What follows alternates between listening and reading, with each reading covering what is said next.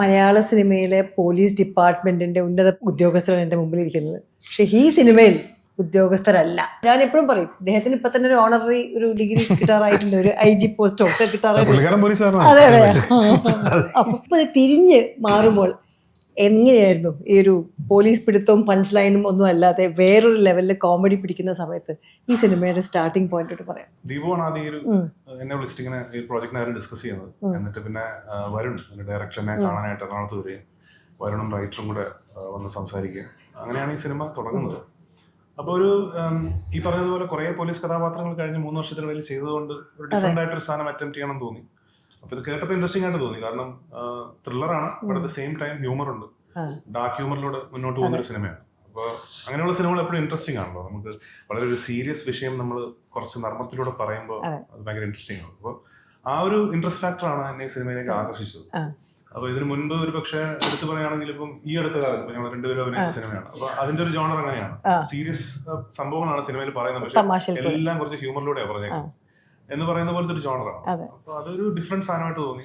ജോ കുട്ടൻ എന്ന ക്യാരക്ടറും ബൈജുവിന്റെ character Patrick, വേറെ ഭാഷയൊന്നും പിടിക്കാതെ വരുൺ നിങ്ങൾക്ക് തിരുവനന്തപുരം സ്ലാങ് തന്നെ തരികയും, ബിക്കോസ് ആ കാലഘട്ടത്തിൽ ആ ഭാഗത്ത് ജീവിക്കുന്ന ഒരു കഥാപാത്രം ആയതുകൊണ്ട് ഇന്ദ്രന്റെ ക്യാരക്ടറിനെ എപ്പോഴും പോയി ചെയ്യുന്ന പറഞ്ഞിട്ട് നിർബന്ധിക്കുകയാണ്. ആ ഒരു പ്രത്യേകിച്ച് ഒരു കാര്യം അങ്ങനെയല്ല. ജോക്കുട്ടന്റെ ഒരു ബ്രദർ കം ഫ്രണ്ടാണ് ഞാൻ, ഈ പാട്രിക് എന്ന് പറയുന്നത്. അപ്പൊ ജോക്കുട്ടന്റെ ജീവിതത്തിൽ എന്തെങ്കിലും പ്രതിസന്ധികളൊക്കെ ഉണ്ടായാല് ഞങ്ങൾ ഏറ്റെടുക്കും, പാട്രിക്കിനോടാണ് വന്ന് പറയുന്നത്. അപ്പൊ അങ്ങനെ പാട്രിക്കിന്റെ ഉപദേശത്തിലാണ് ഈ ജോക്കുട്ടൻ മുന്നോട്ട് പോയിക്കൊണ്ടിരിക്കുന്നത്. അപ്പൊ തന്നെ മനസ്സിലായ പിന്നെ ഇന്ദ്രൻ പറഞ്ഞ പോലെ ഒരു ത്രില്ലറാണ് പടം. പിന്നെ അതൊരു നർമ്മത്തിലൂടെ പറഞ്ഞു പോകുന്നു എന്നുള്ളതാണ്. പിന്നെ ചളം കോമഡി ഒന്നും ഇല്ല. ഞാൻ സിനിമ കണ്ടു, ചളം കോമഡി കണ്ടാ എനിക്ക് സഹിക്കില്ല. ചളം കോമഡി ഞാൻ അഭിനയിക്കാറുമില്ല. പക്ഷെ ഇത് വളരെ രസകരമായിട്ട് പിന്നെ വരുണ്ട ആദ്യത്തെ സിനിമ ആണെങ്കിലും ആളെ കൊണ്ട് പറ്റാവുന്ന രീതിയിലൊക്കെ ആൾ എടുത്തിട്ടുണ്ട്. കണ്ടിരിക്കാം, രസമുള്ള ഒരു പടം. ദീപു കോമഡി ചെയ്യിപ്പിച്ചിട്ടും കോമഡി ചെയ്യുന്ന ഒരാളാണ്. അപ്പൊ ഇതില് ഒന്നാമത്തെ താങ്കൾ പോലീസ്, അതുപോലെ ഇദ്ദേഹത്തിന്റെ പ്രൊഡക്ഷനും ആണല്ലേ, ലെമൺ പ്രൊഡക്ഷൻസ്, റൈറ്റ്? അപ്പൊ നമ്മൾ 3 പേരുണ്ട്. അതെ. അപ്പൊ പ്രകാശ് ഹൈലൻ പിക്ചേഴ്സ്, പിന്നെ അമീർ അബ്ദുൽ അസീസ്. ഓക്കെ. അല്ല, ഒരു ഓപ്പർച്യൂണിറ്റിക്ക് വേണ്ടി നിൽക്കുകയായിരുന്നു. കാരണം വെച്ചാൽ ഈ പറഞ്ഞ വൈകിട്ടും പറയുമ്പോൾ നമ്മൾ ഈ ഇന്റർവ്യൂ പോയിന്റിൽ ഇത് മറന്നിട്ടായിരിക്കും പലതും ഡിസ്കസ് ചെയ്തത്. പക്ഷെ അതാണ് പ്രൈമറി എന്നുള്ളത് പലപ്പോഴും വിട്ടുമാറുണ്ട്. ദീപു ആദ്യമായിട്ടാണ് പോലീസ് ഓഫീസറായിട്ട് അഭിനയിക്കുന്നത്? 2ാമത്തെ പ്രാവശ്യം, അല്ല 3ാമത്തെ പ്രാവശ്യം. ഒന്ന് കാക്കിപ്പട, പിന്നെ ഒരെണ്ണം മറ്റേ തിമിംഗല വേട്ടില്. നിങ്ങൾക്കൊക്കെ ഏകദേശം പോലീസ് ഡിപ്പാർട്ട്മെന്റിലേക്കുള്ള വഴിയായിട്ടുണ്ട്. ആസ്ഥാനം കുറച്ച് സിനിമകൾ ചെയ്യുന്നു, കുറുപ്പ്, 10ാം വളവ്, നൈറ്റ് ഡ്രൈവ് എല്ലാത്തിനും പോലീസ്, എല്ലാം വലിയ പടമാണ്. നമ്മൾ ജോലി ചെയ്യുന്നത് കസ്റ്റഡിയാണ്. കുറച്ചാളത്തേക്ക് നിർത്തിയിരിക്കുകയാണ്. ഇനി ഇങ്ങനെ മുന്നോട്ട് പോയി കാണുന്ന ആൾക്കാർ ഇപ്പൊ ഏത് സ്റ്റേഷനിലാണ് അതുകൊണ്ട് ഞാൻ ഈ നുണക്കുഴി ഈറ്റായതോടുകൂടി ഞാൻ കുറച്ചാളത്തേക്ക് ഒന്ന് ചവിട്ടിയേക്കും. പക്ഷെ അതിന് മുമ്പ് കമ്മിറ്റി ഒരു പടമുണ്ട്. അപ്പൊ അതും ഇനി 2 പോലീസ് വേഷം കൂടെ ഇറങ്ങാനുണ്ട്. ഒന്ന് JSK എന്ന് പറഞ്ഞ പടം. ഞാനിതുപോലെ 10ാം വളവിൽ ചോദിച്ചപ്പോഴേ ഇനി 4 പടം പോലീസ് ഇറങ്ങാനുണ്ടെന്ന് പറഞ്ഞു. ആ സമയത്ത് കോവിഡ് ടൈം ആയിരുന്നല്ലോ. അപ്പൊ അതിന് മുമ്പ് ഷൂട്ട് ചെയ്ത പടങ്ങളും ആ സമയത്ത് ഷൂട്ട് ചെയ്ത പടങ്ങളും എല്ലാം കൂടെ ഒരുമിച്ച് റിലീസ് ചെയ്തപ്പോ അടുപ്പിച്ച് കുറെ ഇന്ദ്രന്റെ പോലീസ് ഫെസ്റ്റിവൽ. അല്ല, പോലീസ് കഥാപാത്രങ്ങൾ ബാക്ക് ടു ബാക്ക് ചെയ്യുന്നതുകൊണ്ട് പ്രശ്നമുണ്ടെന്നുള്ളതല്ല. പക്ഷെ അത് subject when it's different to one another it is okay. പക്ഷെ എന്നാലും നമുക്കൊരു മൊണോട്ടണി ഫീൽ ചെയ്യല്ലോ, നമ്മളൊരു സെയിം കോസ്റ്റ്യൂം ഇട്ട് നമ്മൾ പോലീസ് സ്റ്റേഷൻ അങ്ങനെ. അപ്പൊ അതൊന്ന് ബ്രേക്ക് ചെയ്യാനായിട്ടാണ് നമ്മൾ കമ്മിങ് ടു ദിസ് മൂവി. ഇപ്പോഴും ചോദിക്കട്ടെ, ഈ ഒരു കോമഡി സ്പേസിൽ നിൽക്കുമ്പോൾ 2 പേർക്കും ഇതിൽ കോമഡി, താങ്കൾ ഭയങ്കര ഇന്ദ്രൻ കുറച്ച് സബ്ഡ്യൂഡ് ആണെന്ന് പറഞ്ഞു ഈ സിനിമയില്. അതായത് പറയണോ പറയണ്ടയോ എന്നുള്ള ഒരു വിഷമമുണ്ട്. അദ്ദേഹത്തല്ല പറയൂ എന്ന് പറയുന്ന ക്യാരക്ടർ. 2 പേരെയും ഒരു മീറ്റർ ഉണ്ടല്ലോ, ഒരാള് ഓവർ ദ ടോപ്പ് ആയിട്ടും ഒരാൾ പതുക്കെ പിന്നിലേക്ക് വലിക്കുകയും ചെയ്യണം. അപ്പൊ അതിന് വരുൺ ചെയ്ത കാര്യങ്ങൾ എന്തൊക്കെയായിരുന്നു പ്രൊഡ്യൂസർ? അല്ല, വരുൺ എന്ന് പറയുന്നത് വരുൺ ശരിക്കും പ്രിയദർശന്റെ ആയിരുന്നുകൊണ്ട് തന്നെ വരുൺ കോമഡി ഹാൻഡിൽ ചെയ്യാനായിട്ട് ഏകദേശം ഒരു ഐഡിയ ഉണ്ട്. നിങ്ങളൊക്കെ സ്കൂളിൽ നിന്ന് വന്നതാണ്. മാത്രമല്ല വരുൺ, ഇപ്പം ഞാൻ ചിലപ്പോൾ ഈ സ്ക്രിപ്റ്റ് ഡിസ്കസ് ചെയ്യുമ്പം ഞാൻ കുറച്ചും കൂടെ ലൗഡ് ഹ്യൂമറിൻ്റെ ആളാണ്. അപ്പം ഞാൻ എൻ്റെ സിനിമകൾ ഇപ്പോൾ സി ഗോപാലനാണെങ്കിൽ തേജാബോയ് ആണെങ്കിലൊക്കെ ലൗഡാണ്. അപ്പം ഞാൻ പറയും നമുക്ക് കുറച്ചും കൂടെ ലൗഡ് ആക്കിയാൽ. അപ്പം പുള്ളിക്കാരൻ വളരെ ഇല്ല ചേട്ടാ, നമുക്ക് ഇത്രയും മതി, ഇതാണ് ഈ പടത്തിന്റെ റേഞ്ച്. അപ്പൊ അതുകൊണ്ടാണ് ഈ വേറെ പൈസ. അതുകൊണ്ടാണ് വൈചേട്ടൻ പറഞ്ഞത് ചളം കോമഡി ഇല്ല എന്ന് പറഞ്ഞത്. എനിക്കിട്ട് വെച്ചതാണ്. മനസ്സിലായില്ലേ? കുറച്ച് ആവായിരുന്നുണ്ടോ? കുറച്ച് ചള കോമഡി അതെങ്ങനെ തുറന്നു പറയുന്നത്? പടത്തിൽ സീരിയസ് റോളാട്ടോ. അതുകൊണ്ട് നന്നായി. അതെ അല്ല, സിനിമ അങ്ങനത്തെ ഒരു സബ്ജക്റ്റ് ആണ്. അതാണ്. It's very realistic. ഒരു സാധാരണക്കാരനായ ഒരു ടാക്സി ഡ്രൈവർ ഒരു പർട്ടിക്കുലർ ഇൻസിഡന്റ് വിറ്റ്നസ് ചെയ്യുന്നതും അത് അയാൾ റിപ്പോർട്ട് ചെയ്യാൻ പോകുന്ന സമയം തൊട്ട് പിന്നീട് അങ്ങോട്ട് അത് കൂടുതൽ കോംപ്ലിക്കേറ്റഡ് ആവുന്നതും അദ്ദേഹത്തിന്റെ വീട്ടിലുള്ള പ്രശ്നങ്ങളും. അപ്പൊ അങ്ങനെയുള്ള സിറ്റുവേഷനിലായിട്ട് വരുന്ന ഒരുപാട് ഹ്യൂമർ സിനിമയിലുണ്ട്. അപ്പൊ അത് വളരെ റിയലിസ്റ്റിക് ആയിട്ട് തോന്നണം. അതിനേക്കാൾ അപ്പുറത്തേക്ക് എനിക്ക് ഇന്ദ്രന്റെയും ബൈച്ചേട്ടൻ്റെ ഒരു എന്റെ ഒരു ഡ്രീം കോമ്പിനേഷൻ എന്ന് വേണമെങ്കിൽ പറയാം. നമ്മൾ കണ്ട പടങ്ങളിൽ വലിയ ഇഷ്ടം ഇവര് ഞാൻ നേരത്തെ ഒരു ഇതിൽ പറയായിരുന്നു, ഇവർ രണ്ട് ഒരു ഫ്രെയിമിൽ വന്നു കഴിഞ്ഞാൽ എന്തെങ്കിലുമൊക്കെ സംഭവിക്കുന്ന ഒരു സംഭവം ഉണ്ടല്ലോ. അപ്പൊ ഇത് ഭയങ്കര സേഫാണ്. ഇവർ രണ്ടുപേരും നോക്കുന്ന നോട്ടത്തിലും സംഭവത്തിലും എല്ലാം തന്നെ ഒരു സാധനം വർക്കൗട്ട് ആവും. മുഖം നല്ലതായതുകൊണ്ട് അതുകൊണ്ടാണല്ലേ എന്റെ മുഖത്തിന് വലിയ നിങ്ങൾ ആദ്യം സിനിമ ഏതാ? ഈ അടുത്ത കാലത്ത് പിന്നെ up and down Rajeev Kumar നമ്മൾ ആദ്യം അഭിനയിച്ച പടം അറിയാം. ടി.കെ. രാജീവ്കുമാറിന്റെ ജയറാം ഹീറോയിട്ടുള്ള സീതാകല്യാണോ? എന്റെ ഫോർത്ത് ഫിലിം ആയിരുന്നു. സീതാ കല്യാണത്തിൽ ഞാനും വർക്ക് ചെയ്തിട്ടുണ്ട്. ശരിയാ, നാലാമത്തെ സിനിമ. ട്രിവാൻഡ്രത്തെ ഷൂട്ട് ചെയ്തു, എനിക്ക് ഓർമ്മയുണ്ട്. ഷൂട്ട് തിരുവാളിയിലാണ് ഷൂട്ട് ചെയ്തത്. ജ്യോതി അതെ, കാലത്തിന് ശേഷം റഹ്മാൻ സർ മ്യൂസിക് ഒക്കെ. അല്ലല്ല, ശ്രീനിവാസൻ സാർ. അതിന്റെ sound department oh my god, സി എല്ലാരും ഒരുമിച്ച് കണ്ടു. സിംഗ് സൗണ്ട് അല്ല, വേറൊരു പുതിയ എന്ത് ഭയങ്കര കൺഫ്യൂസിംഗ് ആണ്. ഷൂട്ട് ചെയ്യാൻ ഭയങ്കര ബുദ്ധിമുട്ടായിരുന്നു. അപ്പോ പിന്നെ അതിനകത്ത് എനിക്ക് മറക്കാൻ പറ്റാത്തൊരു ഇൻസിഡന്റ് ഉണ്ട്. അതില് ഒരു ഭജനം വന്നിട്ട് ഒരു സംസ്കൃതത്തിൽ ഒരു പൂജ ചെയ്യുന്നു. ഓപ്പോസിറ്റ് ഞങ്ങളായിരിക്കുന്നത്, ഞാനും ചേരാൻ വേണ്ടി ഫ്രണ്ടില് ഭജന സംസ്കൃതത്തില് പൂജ.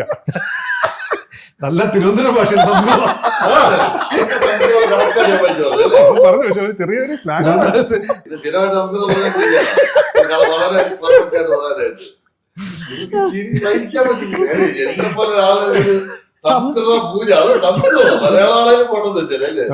എനിക്ക് മനസ്സിലായി ഇവരിതെന്താ സംഭവിക്കുന്നത്. Real example.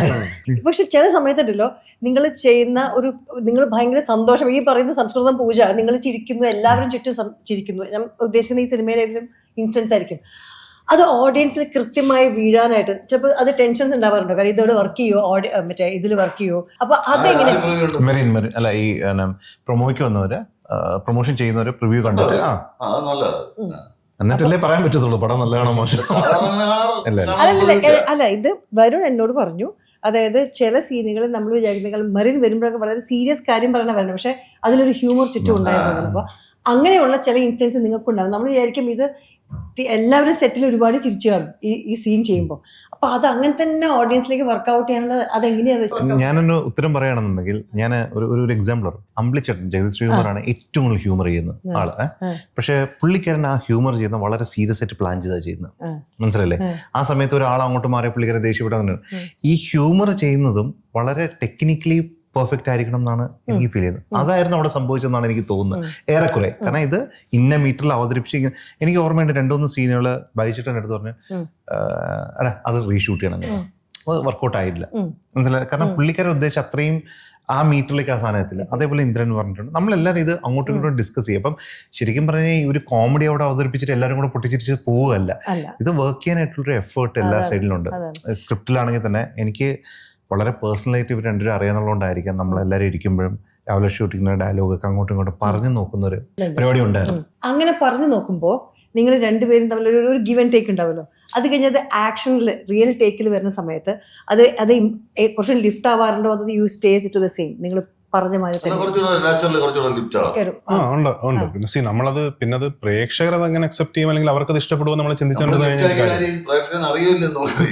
അല്ല, നമ്മുടെ കൺവിക്ഷൻ ഒത്ത് നമുക്കൊരു സീൻ കൈ കിട്ടുമ്പോൾ ഈ സീൻ ഇങ്ങനെ പെർഫോം ചെയ്താൽ നന്നാവും, അല്ലെങ്കിൽ ഇങ്ങനെ ഒരു ഗിവൻ ടേക്ക് ഉണ്ടെങ്കിൽ നന്നാവും എന്ന് തീരുമാനിച്ച് നമ്മളത് അങ്ങ് ചെയ്യുമ്പോൾ നമ്മുടെ ഒരു ഇതിട്ടാണ് മാക്സിമം ഇതിട്ടാണ് നമ്മൾ ചെയ്യുന്നത്. പക്ഷെ നമ്മൾ ഒരുപാട് അതിനെ കുറിച്ച് ഇപ്പൊ നേരത്തെ രേഖ ചോദിച്ച പോലെ അതെങ്ങനെ അതുപോലെ തന്നെ സ്ക്രീനിൽ പ്രതിഫലിപ്പിക്കുമോ അല്ലെങ്കിൽ ഓഡിയൻസ് അതുപോലെ ഇഷ്ടപ്പെടുമോ, അത് നമുക്ക് അത് ചിന്തിച്ചു കഴിഞ്ഞാൽ നമ്മൾ കൺഫ്യൂസ്ഡ് ആയി പോകും. So you go according to your conviction and just do it. ആ സമയത്ത് കോമഡി ത്രില്ലർ എന്ന ജോണറിൽ വന്ന സിനിമയാകുമ്പോൾ ആൾക്കാർ ചിരിക്കുകയും വേണം, എന്നാൽ ചില സമയത്ത് എഡ്ജ് ഓഫ് ദ സീറ്റ് ആവുകയും വേണം. അത് നിങ്ങൾ എങ്ങനെ പ്രതിഫലിക്കുന്നത് ഈ ഒരു കോണ്ടെക്സ്റ്റിൽ? ഈ ഒരു എഡ്ജ് ഓഫ് ദ സീറ്റ് സാധനം ത്രൂ ഔട്ട് സിനിമയിലുണ്ട്. ഇപ്പൊ ഈ ജോക്കുട്ടൻ എന്ന് പറഞ്ഞ കഥാപാത്രം ഹ്യൂമറസ് ആയിട്ടുള്ള മുഹൂർത്തങ്ങളോടെ കടന്നു പോകുന്നുണ്ടെങ്കിലും ഇയാളുടെ ഉള്ളിൽ ഒരു ഫിയർ ഫുൾ സിനിമയിലുണ്ട്. അപ്പൊ ആ ഒരു ഫിയർ കാരണം ഒരു എഡ്ജ് ഓഫ് ദ സീറ്റ്, ഇനി എന്ത് സംഭവിക്കും, അടുത്തിനി എന്ത് സംഭവിക്കും, ഇനി ഇയാൾ പെടുവോ, അങ്ങനെ ഒരു ഫീലിംഗ് നിലനിർത്തിക്കൊണ്ടാണ് ഈ ഫുൾ സിനിമയുടെ കഥ മുന്നോട്ട് പോകുന്നത്. പിന്നെ ക്ലൈമാക്സിലാണ് അതിന്റെ ഒരു ചേഞ്ചും ട്വിസ്റ്റും കാര്യങ്ങളൊക്കെ വരുന്നത്. പക്ഷെ അത് ത്രൂ ഔട്ട് ദ സിനിമയിലുണ്ട്. ഹ്യൂമർ ഉണ്ടെങ്കിലും ഈ edge of the seat thriller എന്ന് തന്നെ വേണമെങ്കിൽ ഇതിനെ വിളിക്കാം. അതെ അതെ. നിങ്ങളുടെ ഒരു പ്രോസസ് എങ്ങനെയാണ്? രണ്ടാളും സ്ക്രീനിൽ നിൽക്കുമ്പോൾ നിങ്ങളുടെ ഡയലോഗും എങ്ങനെയാണത്? ഞങ്ങൾ ഇംപ്രൂവൈസ് ചെയ്യുന്ന സീൻ കിട്ടിയ ഞാനും എപ്പോഴും ഹ്യൂമർ നല്ലതായിരിക്കും, ആ സമയത്ത് ഒന്ന് നോക്കണം, അപ്പൊ ആ നോക്കുമ്പോൾ ഞാൻ ഇങ്ങനെ ആയിരിക്കും, അങ്ങനെയൊക്കെ പറഞ്ഞിട്ടുള്ള ഒരു ഇത് വർക്കാവുള്ളൂ. ഹ്യൂമറിൽ എപ്പോഴും ഒരു ഇംപ്രൂവൈസേഷൻ സ്പേസ് ഉണ്ടാവുമല്ലോ. അതിപ്പോ ഏത് ഹ്യൂമർ സിനിമ എടുത്താലും ഒരുപാട് സീൻസ് ഇംപ്രൂവൈസ് ചെയ്ത് ചെയ്യും. നമ്മൾ സ്പോട്ടിൽ നിന്ന് പെർഫോം ചെയ്യുമ്പോൾ സ്ക്രിപ്റ്റ് വായിച്ചിട്ട് നമ്മൾ അവിടെ ചെന്ന് നിന്ന് ചെയ്യുമ്പോൾ ഇത് കൊള്ളാം, ഇങ്ങനെ പറഞ്ഞാലോ, അങ്ങനെ തോന്നുന്ന ഒരുപാട് ചെറിയ ചെറിയ മാറ്റങ്ങൾ ഉണ്ട്. നമ്മൾ അത് പെർഫോം ചെയ്യുന്ന സമയത്ത് പല സാധനങ്ങളായിട്ട് താങ്കളുടെ ഒരു നോട്ടം ഒരു ഹ്യൂമറസ് ആയിട്ട് അങ്ങനെ ഉണ്ടോ? ഒരു പെട്ടെന്ന് ഇത് ചെയ്യണം, അല്ലെങ്കിൽ ഇത് എല്ലാ സിനിമയിലും ഒരു സിഗ്നൽ. അങ്ങനെ ഹ്യൂമർ റോള് ചെയ്യുമ്പോൾ ഒന്നും പ്ലാൻഡ് ഒന്നും അല്ല, അത് അപ്പം വരുന്ന പോലെ ചെയ്യും. അല്ലാതെ അതിങ്ങനെ ചെയ്യണം, അതിങ്ങനെ അങ്ങനെയൊക്കെ ചെയ്താൽ നുണക്കുഴി എന്ന് പറയുന്ന സിനിമയിൽ ആ ഹോസ്പിറ്റൽ സീൻ അതൊരു അപാര സംഭവമാണ്. എല്ലാവരും അത് 4 ദിവസം എടുത്ത് ഷൂട്ട് ചെയ്തത്.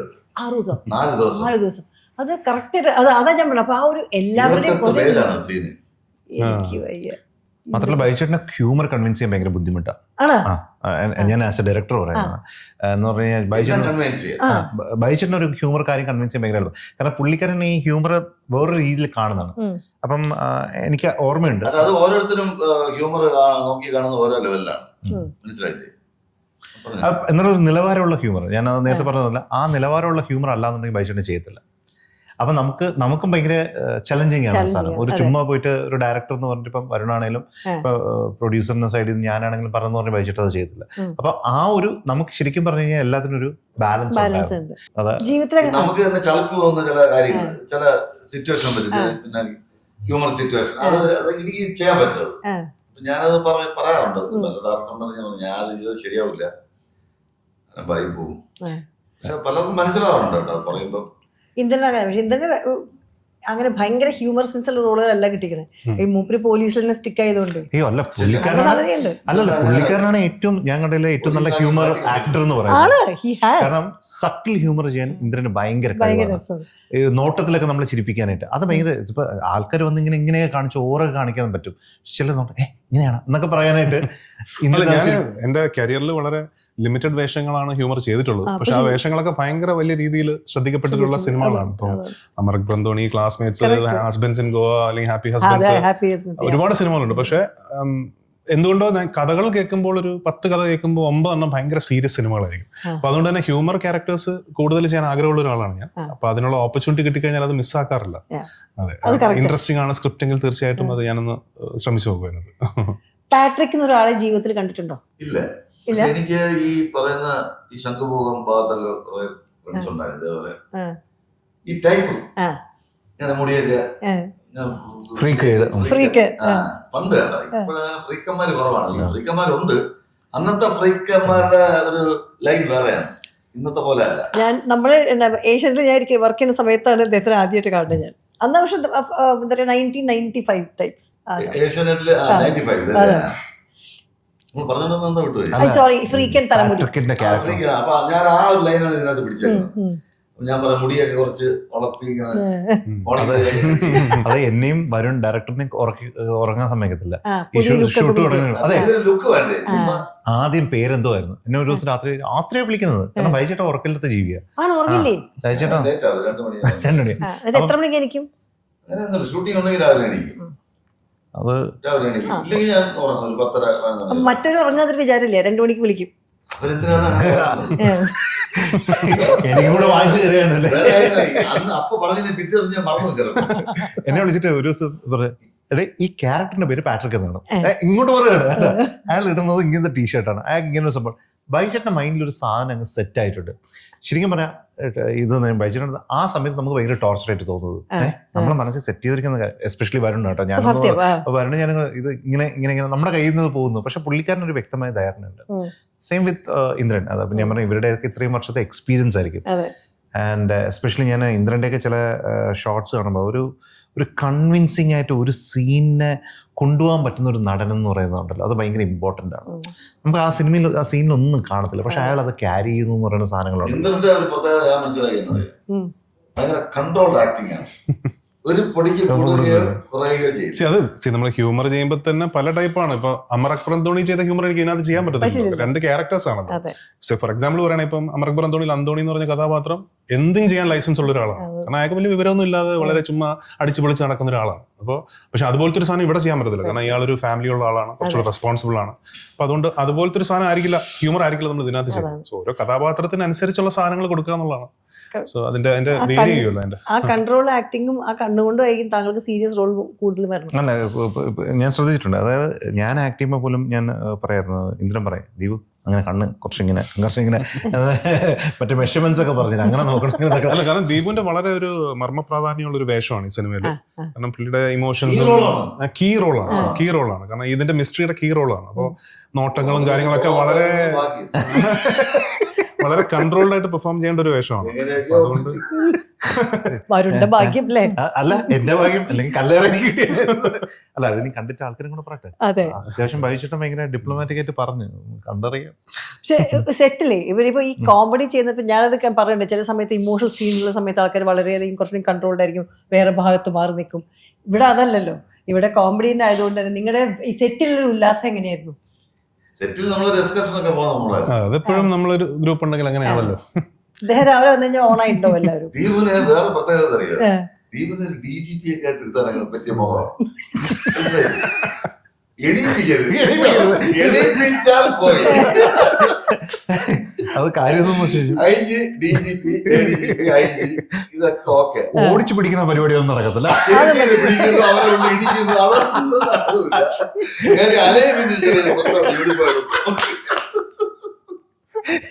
ഇരുത്തി അപമാനിക്കാണ് പ്രൊഡ്യൂസറെ. ഇതിന് വന്നപ്പോ മുഴുവൻ ദീപന്റെ സീൻ വരുമ്പോ അതിവര് ആസ്ഥാന പോലീസുകാരായതുകൊണ്ടുള്ള അസൂയാണ് ചെയ്യുന്നത്.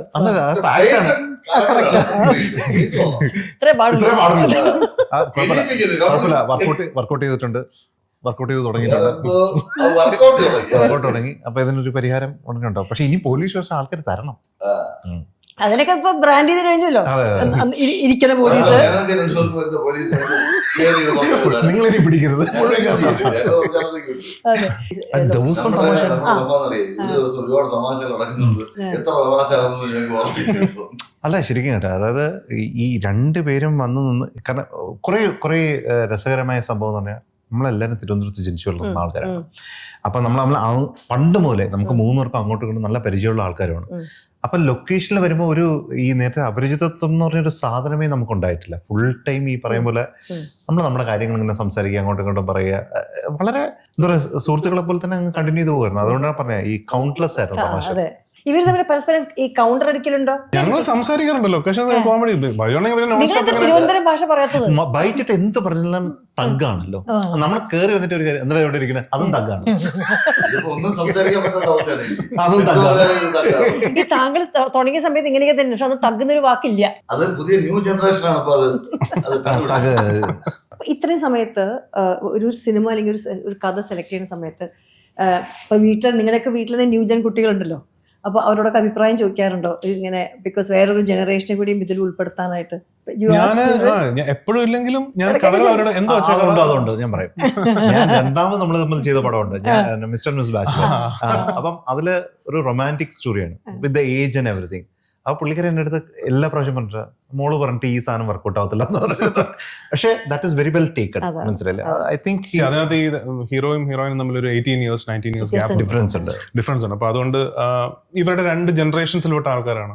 ഇവരുടെ രണ്ടുപേരുടെയും ചിന്താഗതി വ്യത്യസ്തമാണ്. അപ്പൊ അങ്ങനെ പോകുന്നൊരു സിനിമയാണ്, ഒരു റൊമാൻറ്റിക് സിനിമയാണ്. പക്ഷെ എന്നാൽ അങ്ങനെ ഇവർ തമ്മിൽ റൊമാൻസ് എന്നുള്ളതല്ല. It's a film like that where ideologies clash, but both of them are romantics എന്ന് പറയുന്ന ഒരു സാധനം. താങ്കളുടെ വീട്ടിലോ അങ്ങനെ ഒരാളോട് ചോദിക്കാറുണ്ടോ? അതാണ്. ആൻഡ് വീട്ടിൽ താങ്കൾ ഇങ്ങനെയാണോ, വളരെ ഹാപ്പി ഗോ ലക്കി ആയിട്ടൊരാളാണോ?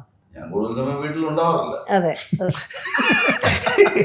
ഉള്ള സമയത്ത് അതുകൊണ്ട് ഹാപ്പി ഗോ ലക്കി ആയിരിക്കും. അപ്പൊ ശരിക്കും തിരുവനന്തപുരമാണ് നിങ്ങളുടെ ഒരു അല്ലെ? തിരുവനന്തപുരം എനിക്ക് ഇപ്പോഴും ഇദ്ദേഹത്തിന്റെ ഈ ഭാഷ തിരുവനന്തപുരം. ഞാൻ തിരുവനന്തപുരത്ത് ഒരുപാട് വർക്ക് ഞാൻ ചെയ്ത ഭാഷ തിരുവനന്തപുരം ഭാഷ പറയാറില്ല. ഇല്ല. ഇതിനകത്തൊക്കെ ഉള്ള ഭാഷ എന്ന് പറഞ്ഞാൽ അങ്ങനെ അത്രയും സാധാരണ ഒരു കുറച്ച് തിരുവനന്തപുരം ഭാഷ എന്താണ്? ഈ തിരുവനന്തപുരം ഭാഷ തിരുവനന്തപുരത്തിന്റെ ഔട്ട്സ്കേർട്സിൽ ഉള്ള സ്ഥലങ്ങളിൽ ആൾക്കാർ സംസാരിക്കുന്നത് ഓരോ സ്ഥലത്ത് ഓരോ ഭാഷയാണ് പറയുന്നത്. ഇപ്പൊ നെയ്യാറ്റിൻകര പറയുന്ന ഭാഷയല്ല കാട്ടാക്കട എന്നുള്ള സ്ഥലത്ത് പറയുന്നത്. തിരുവനന്തപുരം ജില്ലയിലാണ് ഇതെല്ലാം പെടുന്നത്. ഈ കാട്ടാക്കട ആണെങ്കിലും കോവളാണെങ്കിലും നെയ്യാറ്റി ഓരോ സ്ഥലത്തും ഓരോ ഭാഷയുണ്ട്. പക്ഷെ ട്രിവാൻഡ്രം സിറ്റിക്കകത്തുള്ളവർ ഈ ഔട്ട്സ്കേർട്സിലുള്ള ആൾക്കാർ സംസാരിക്കുന്ന പോലെ സംസാരിക്കാറില്ല. അതിനെ ഇത്രയും ചളമാക്കി ആരെന്ന് വെച്ചാൽ സുരാജ് വെഞ്ഞാറമ്മൂട. അത് തിരുവനന്തപുരമല്ല, വെഞ്ഞാറമൂട്. അവൻ വെഞ്ഞാറമ്മൂടാണ്. മനസ്സിലായില്ലേ? തിരുവനന്തപുരം ഭാഷയെ ഇത്രയും മോശമാക്കിയത് സുരാജിനാണ് എന്റെ ക്രെഡിറ്റ്. പക്ഷെ അത് നല്ല കാര്യമാണല്ലോ. ഒരുപാട് പേര് സിനിമ കാണുന്നു, ഇഷ്ടപ്പെടുന്നു, ചിരിക്കുന്നു. ചില ആൾക്കാർക്ക് ഭയങ്കര ദേഷ്യ അതുകൊണ്ട്. പിന്നെ ആൾക്കാർ കളിയാക്കെന്ന് പറഞ്ഞിട്ട് അല്ല, ഞാൻ സീരിയസ് ആയിട്ട് ഇപ്പൊ ടൗണിൽ താമസിക്കുന്ന ആൾക്കാർ ഈ ഭാഷ സംസാരിക്കാറില്ല ശരിക്കും പറഞ്ഞാൽ. മനസ്സിലായില്ലേ? അങ്ങനെ തോന്നുന്നുണ്ടോ? ചിലരൊക്കെ പറയും. ചിലര് പറയാം. തൃശ്ശൂർ ഭാഷ പറയുന്ന ഈ പറയുന്ന ആൾക്കാർ ചിലപ്പം ഈ പറഞ്ഞ കാട്ടാക്കടയെന്നോ നെയ്യാറ്റിൻകര വന്ന് താമസിക്കുന്നവരായിരിക്കും. താങ്കൾ കൃത്യമായിട്ട് വരും. ഞാൻ പഠിച്ചല്ലോ. എന്റെ ഒരുപാട് ഫ്രണ്ട്സ് ട്രിവാൻഡ്രത്ത്. അപ്പൊ നമ്മൾ തമ്മിൽ സംസാരിക്കുമ്പോ I don't speak like that. അങ്ങനെയല്ല, എന്തോന്നേ പോടെ അങ്ങനെയുള്ള സാധനങ്ങൾ വരും. അത് ഞങ്ങൾ തൃശ്ശൂരൊക്കെ അങ്ങനെ സാധാരണ ഒരു പക്ഷെ നേരെ അവിടെ എത്തിക്കഴിഞ്ഞാൽ ആ ഓട്ടോറിക്ഷയോ കാറിലോ കയറുമ്പോൾ തനിയെ അങ്ങോട്ട് വരും. സുരാജ് മനഃപൂർവ്വം പറഞ്ഞതൊന്നും ആയിരിക്കത്തില്ല. കാരണം ഒരു ഹ്യൂമർ കിട്ടാൻ വേണ്ടിയിട്ട് ഈ മിമിക്രി കളിച്ചു നടക്കുന്ന കാലത്ത് ഒരു ഹ്യൂമർ കിട്ടാൻ വേണ്ടി കുറച്ച് പരത്തി പറഞ്ഞാലും ആൾക്കാർ ചിരിക്കുള്ളൂ. അങ്ങനെ അവൻ ചെയ്തതായിരിക്കും ചിലപ്പോ. കോമഡി ജോണർ ത്രില്ലർ സിനിമകൾ ചെയ്യുമ്പോഴേ അത് കഴിഞ്ഞാൽ അതിന് ഒരു ഈ ക്യാരക്ടറിന് ഇറങ്ങിപ്പോ കുറെ സമയം പിടിക്കും. വൈകുന്നേരം തന്നെ പോകും. എനിക്ക് അങ്ങനെ ഒരു ആണല്ലേ? ഞാൻ ആ ചെയ്യുന്ന സമയത്ത് I'm completely into it. But the time അതെന്നോട് വരുൺ പറഞ്ഞു ആദ്യത്തെ ദിവസം within 7 or 8 minutes you became the character. പിന്നെ ആ സിനിമ കഴിഞ്ഞാൽ പിന്നെ കംപ്ലീറ്റ്ലി ഇന്ദ്രൻ ബേസിക്കലി ഭയങ്കര ഒരു സൊഫിസ്റ്റിക്കേറ്റഡ് നേച്ചർ ഉള്ള ഒരാളാണ്. മനസ്സിലായില്ലേ? അപ്പൊ ഞാൻ മിനിഞ്ഞാന്ന് വരെ ഗോവർദ്ധനായിരുന്നു. അതെ, അത് ചോദിക്കട്ടെ. എമ്പുരാൻ ചോദിക്കട്ടെ, നിങ്ങളെ ഒരുമിച്ച് കാണാൻ പോകുന്ന എമ്പുരാനാണോ? നമ്മൾ ഈ പൈസ കൊടുക്കണം എമ്പുരാന് വേണ്ടിയിട്ടല്ല. ഞാൻ പൃഥ്വിയിൽ നിന്നും ആന്റണി ചേട്ടൻ ഇതിന്റെ പൈസ തിരിച്ചു. നിങ്ങൾ 3 ഇന്റർവ്യൂ ആയിട്ട് എമ്പുരാനെ കുറിച്ച് ഞാൻ ഒന്നും ചോദിക്കുന്നില്ല. നിങ്ങളെ ഒരുമിച്ച് കാണുന്നു മാത്രമേ ഞാൻ പറഞ്ഞു. കഥാപാത്രം ഷൂട്ട് ചെയ്ത് കഴിഞ്ഞു. ഇനി മാർച്ച് 27 കാണാം. അത്ര മതിയല്ലോ. മതി. എന്നാലും കുറച്ച് പൈസ വാങ്ങിക്കണം. കഴിഞ്ഞ ഇന്റർവ്യൂവിൽ കുറെ പറഞ്ഞു. ഞാൻ എത്ര ചോദിക്കുള്ളൂ? ഞാൻ ആ സമയത്ത് ഗോവർദ്ധനോട് ചോദിച്ചോളാം. കുഴപ്പമില്ല. അതൊരു നമ്മൾ നേരത്തെ പറഞ്ഞ എക്കാലത്തെയും വലിയൊരു ഹിസ്റ്ററിയാണ് ആ സിനിമ. അപ്പൊ ഈ സിനിമ ആൾക്കാർക്ക്, കുട്ടികൾക്ക് എത്രത്തോളം ഇഷ്ടപ്പെടും ഈ സിനിമ? തിയേറ്ററിൽ എല്ലാവർക്കും ഇഷ്ടപ്പെടുന്ന സിനിമയായിരിക്കും. കാരണം കുട്ടികളാണ് അച്ഛനമ്മമാരെ തിയേറ്ററിൽ കൊണ്ടുവരുന്നത്. ആർക്കും റിലേറ്റ് ചെയ്യാൻ പറ്റുന്ന ഒരു പടമാണ് നമ്മുടെ, അല്ലേ? എക്സ്പെക്ടേഷൻ ആണ് എപ്പോഴും സിനിമയുടെ പ്രശ്നം. ഞാനിപ്പം ഇന്നലെ നമ്മൾ ഡയറക്ടറായിട്ട് ഇരുന്നപ്പോൾ ഞാൻ പറഞ്ഞു, നമ്മളെ സംബന്ധിച്ചിടത്തോളം ഈ മൊമെന്റാണ് ഭയങ്കര. ഈ സിനിമ റിലീസാവുന്നു, ഈ സിനിമ തിയേറ്ററിൽ എത്തിക്കുന്നു, അതിൻ്റെ ഒരു പരിപൂർണത. എത്രയോ സിനിമകൾ അവിടെ എത്താൻ പറ്റുന്നു, എത്രയോ ആൾക്കാർക്ക് ആ ഡ്രീമിൽ മാത്രം നിൽക്കുന്നു. സോ ആ ഒരു റിയലൈസേഷൻ എന്നെ സംബന്ധിച്ചിടത്തോളം, അല്ലെങ്കിൽ എൻ്റെ ഡയറക്ടറിനെ സംബന്ധിച്ചിടത്തോളം, നമ്മളെല്ലാം സംബന്ധിച്ചിടത്തോളം ഇതാണ് ഈ സിനിമയുടെ വിജയം. വരുണിന്റെ ആദ്യത്തെ സിനിമയാണ്. അതെ. അപ്പം നമ്മുടെ പ്രൊഡ്യൂസർമാർ രണ്ടും, അമീറിന്റെയും പ്രകാശിന്റെയും ഫസ്റ്റ് ഫിലിമാണ്. അപ്പം this moment is success four us. Very good. ഞാൻ നിങ്ങൾ ഈ സിനിമ കണ്ടിട്ട് ഞാൻ കണ്ടതാ സാറേ എന്ന് പറയാം. Okay. Thank you. Thank you. Okay, thank you so much.